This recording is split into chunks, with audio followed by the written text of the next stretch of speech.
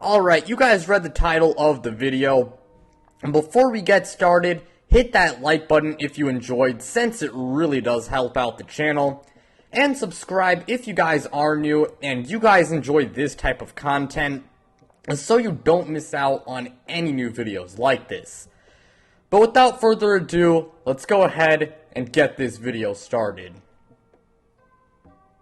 Now at number 10, I do have Anthony Edwards of the Minnesota Timberwolves.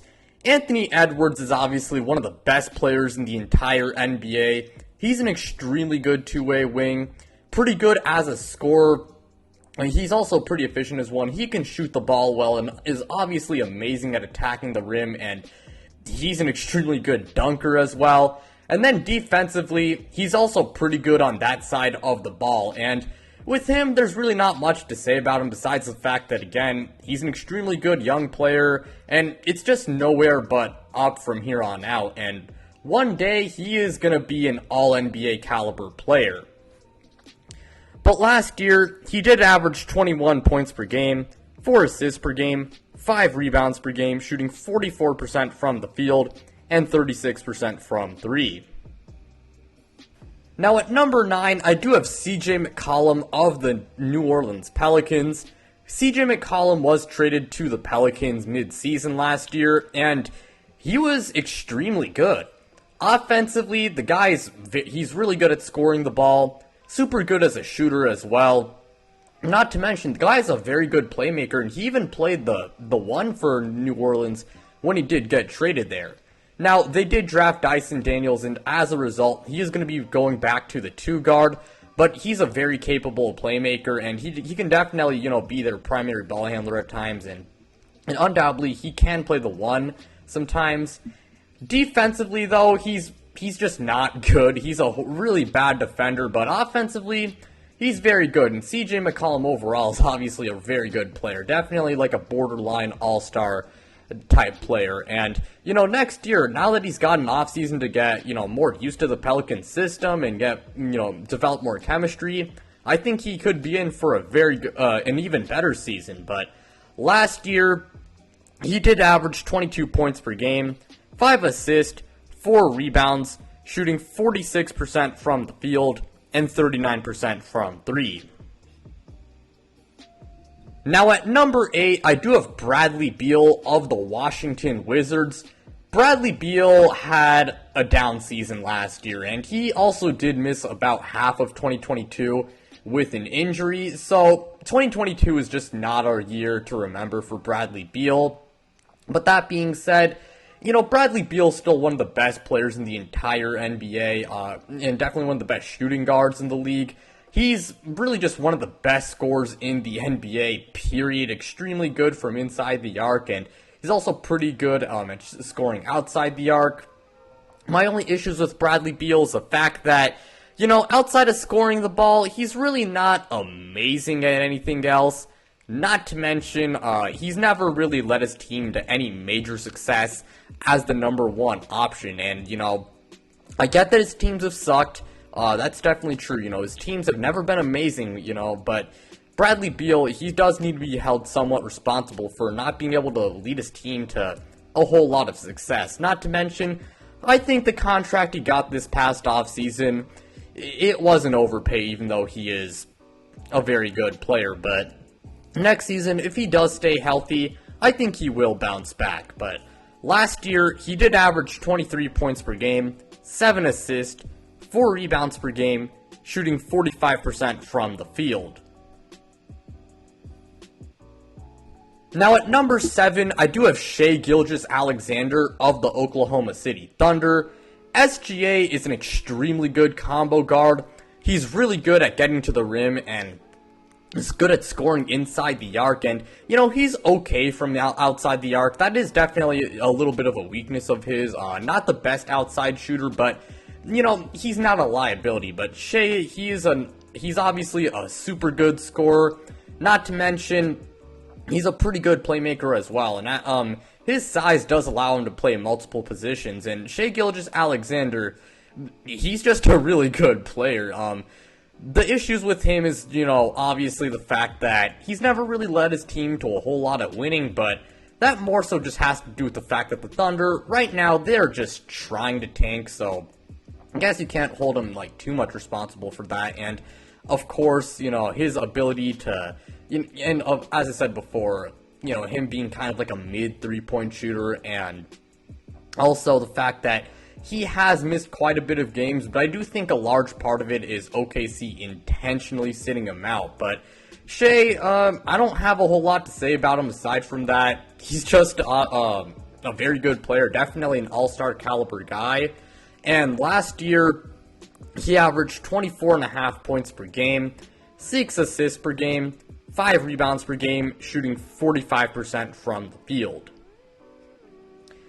Now at number 6, I do have Dejounte Murray of the Atlanta Hawks. Now I have Dejounte on this list mainly because now that he's on the Hawks, I think he is going to be playing the 2 guard. Dejounte, he's obviously coming off a career season. He was named an All-Star for the first time in his career. Really good when it comes to scoring the ball. Not the best when it comes to shooting outside the arc, which is undoubtedly a weakness of his, but he can definitely score the ball well and is good at shooting inside the arc. He's also a pretty good playmaker and is a very good rebounder. And defensively, he is one of the best guards in the entire NBA. And overall, Dejounte Murray, he's a really good player. Now, I'll admit, his personality, I don't really love it. I think the guy got a little bit annoying when it came to that random-ass Paolo Banchero beef. But, you know, that's just kind of off topic. But Dejounte Murray, not much to say about him besides the fact that he's an extremely good player, and last year he averaged 21 points per game, 9 assists per game, 8 rebounds per game, 2 steals per game, shooting 46% from the field. Now at number 5, I do have Jalen Brown of the Boston Celtics. Jalen Brown was obviously a very, very integral part of the Celtics making the finals last year. He was the number 2 option on that team, and of course, he deserves a lot of credit for being the number 2 scoring option on the runner-up in the NBA Finals. So, you know, that's something. And of course, as a player, Jalen Brown is extremely good. Definitely an all-star level guy. Really good when it comes to scoring the ball, and he's pretty good as a shooter.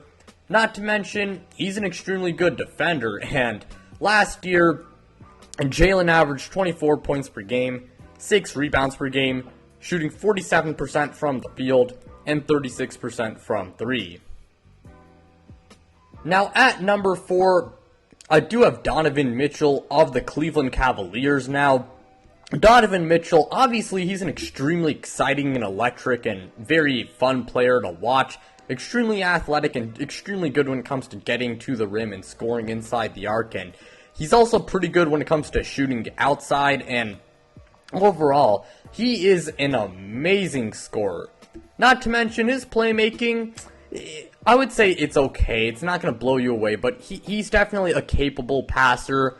Now, the issue is defensively, he's just not very good. I think he has the tools to be a really good defender, but he just never really has been that good of a defender. And, of course, Utah's playoff chokes that I think he does deserve some blame, you know, for Utah's playoff failures. And not to mention, I do have some doubts about whether he can be a number 1 scoring option on a championship level team. But Donovan Mitchell, still one of the best shooting guards in the NBA. And, you know, with the Cavaliers, he has less offensive responsibility. And maybe he does develop into a good defender on Cleveland. But last year, he averaged 26 points per game, 5 assists per game, 4 rebounds per game, shooting 45% from the field and 35.5% from 3. Number 3, I do have Zach LaVine of the Chicago Bulls. Zach LaVine is, like Donovan Mitchell, a very fun player to watch and super electric. He's extremely good as a scorer, just a phenomenal scorer to say the least. Really good when it comes to getting to the rim. Very good as a shooter as well. I will say, Zach LaVine, I think he could be a little bit more of a complete player, and like Donovan Mitchell, I do have some doubts about whether he could be a number 1 option on a championship level team, but Zach LaVine overall he's a very good player. And last year, he averaged 24 points per game, 4.5 assists per game, 5 rebounds per game, shooting 48% from the field and 40% from 3. And our runner-up is Devin Booker of the Phoenix Suns. Devin is obviously a lethal scorer. That's definitely the best part of his game, especially when it comes to inside the arc. Outside the arc, he is solid as a scorer, but Devin Booker, again, main thing with him is he is a phenomenal scorer. And as a playmaker, he's not that bad either. He can definitely make plays for others.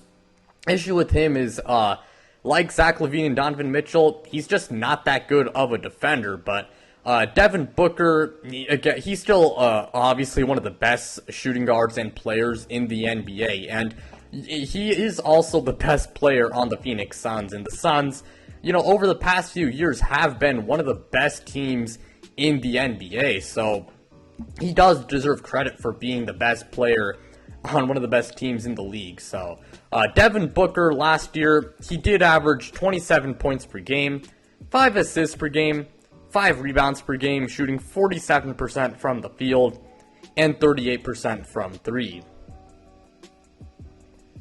And finally, at number 1, I do have Paul George of the Los Angeles Clippers. Paul George, the reason why I do have him at number 1, some people might find this a little bit shocking, but I just think that Paul George, when he's on the basketball court, is just a better player than Devin Booker, and I think he is a more complete player. He's a very good scorer, a solid playmaker, not to mention an extremely good defender and a very good shooter. The only issue with Paul George is the guy is injury prone as hell, man. It's really frustrating. So, yeah, I really just wish he would stay healthy more often. But when he's on the court, again, one of the best players the league has to offer. And also, in the playoffs, definitely has had his playoff chokes. But didn't really play last year, so I'm not going to include any stats. But Paul George, I have him at number 1 again because when he's on the court, I just think he is a more complete player than Devin Booker, and that, in my opinion, he is better. But with that being said, that'll be it for today's video. Thank you guys so much for watching. It really means a lot to me. Again, like, subscribe, do all of that stuff, and then check me out on social media. Links to my social media, they're in the description below. But without further ado, I'm out, you guys.